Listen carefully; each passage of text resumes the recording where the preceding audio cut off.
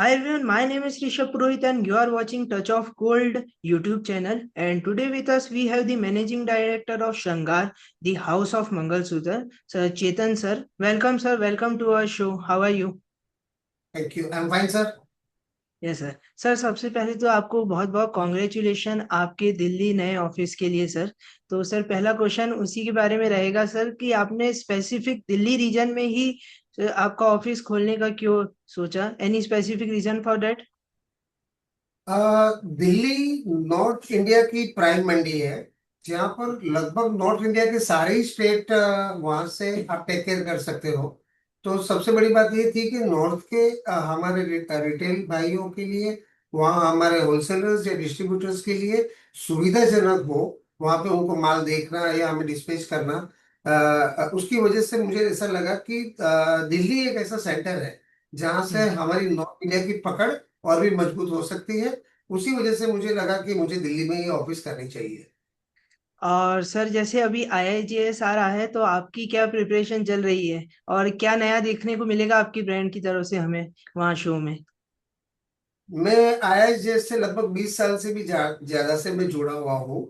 और हर साल मैंने आईआईएस को हमेशा बढ़ते हुए देखा है। हम्म। पहले आईआईएस से एक हमारे जो विचार बने हैं कि इस आईआईएस के अंदर हमें नया करना है, तो वो हर आईआईएस के अंदर हमने वो हमारी नीति को कायम रखा है कि आईआईएस के अंदर हमें ज्यादा से ज्यादा नए क्लाइंट हमको मिलते हैं, नेशनली एंड इंटरनेशनली। तो सबसे पहले तो हमारा सबसे पहला काम ही यही होना चाहिए एग्जीबिटर का, कि नई से नई चीजें बनाए, उसको डिस्प्ले करें, ताकि आने वाले लोगों को भी आना वर्थ हो, कि भी उनको कोई नया चीज मिले।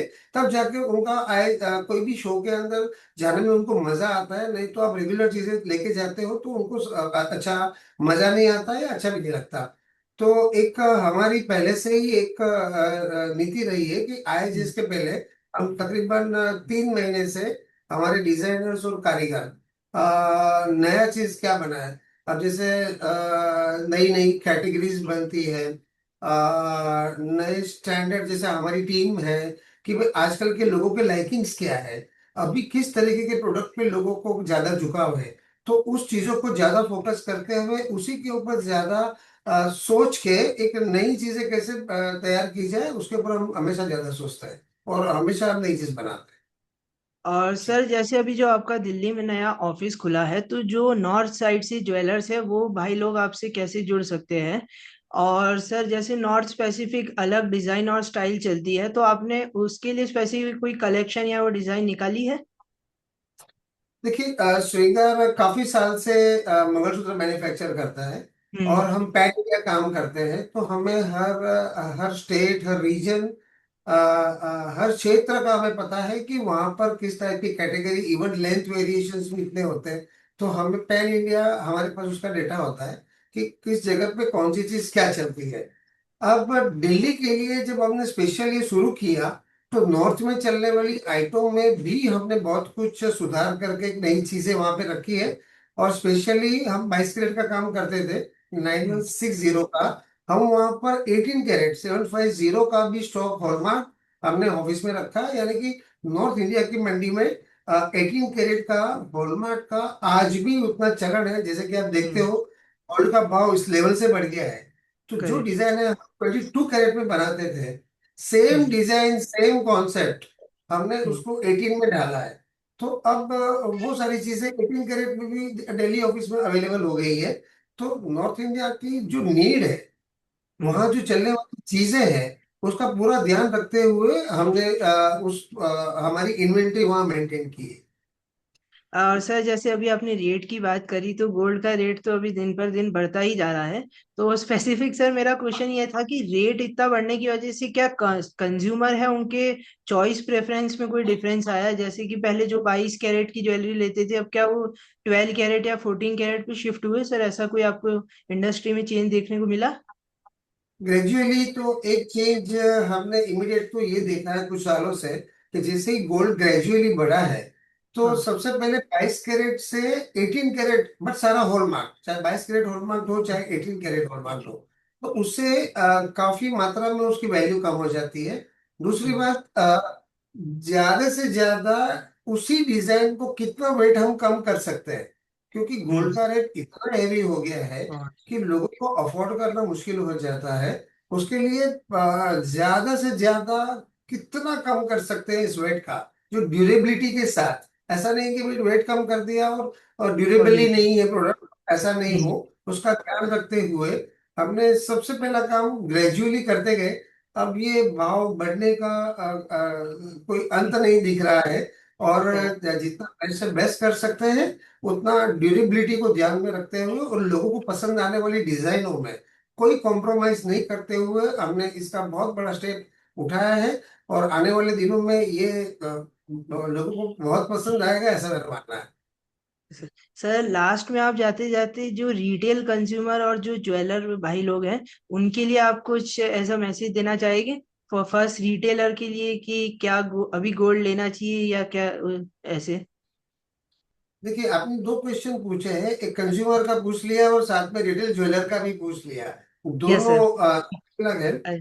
मैं B2B मार्केट में काम करता हूँ, मैन्युफैक्चरर ऑफ मंगलसूत्र। यस। मैं हमारे ज्वेलरी फैकल्टी जितने भी B2B के काम करने वाले लोग हैं, जैसे हमारे यस। रिटेल शोरूम के भाई जितने भी हैं या हम्म। मेरे मैन्युफैक्चर भाई भी हूँ, मैं हमेशा हम्म। एक ही चीज कहूंगा कि मैं काफी साल से इस ट्रेड में हूँ।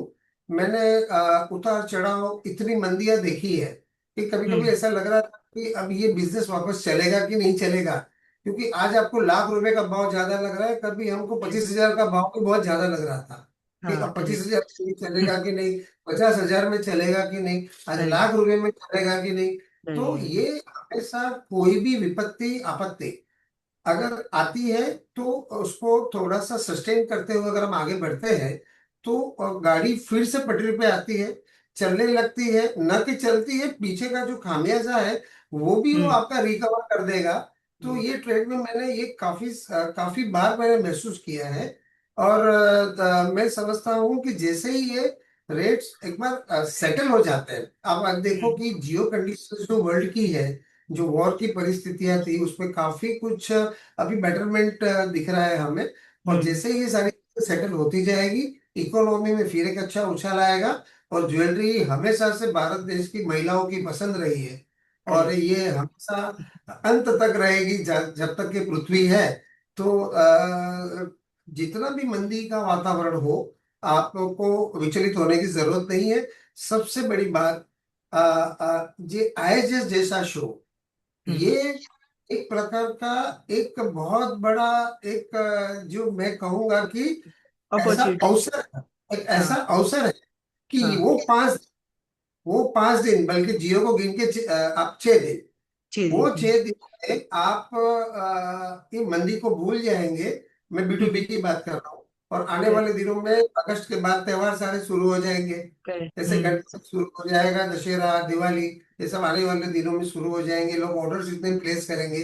तो पहला मंदी दूर होने का कारण होगा ये आईजेस। और उसके बाद तो सीजन ही सीजन है, तो ये फिर से बाहर आने की मुझे पूरी उम्मीद है। और मैं समझता हूँ कि ये मैंने काफी बार देखा है, और ये इस बार भी वही होगा। तो चिंता करेक्ट। करने की जरूरत नहीं है, आप डेफिनेटली आगे बढ़िए। होलसेलर्स अच्छा माल बनाए, मैन्युफैक्चरर्स अच्छा माल बनाए, डिस्प्ले करें, और रिटेलर एक बार जरूर आए। और मैं कहूँगा आईएसएस में जरूर आए, बल्कि श्रृंगार के स्टॉल पे भी जरूर आए। और नई चीजें लोगों की देखो आप, और जो भी आप परचेज करोगे आने वाले सीजन के अंदर डेफिनेटली आपको उसका फायदा होगा। किशन जी। यस।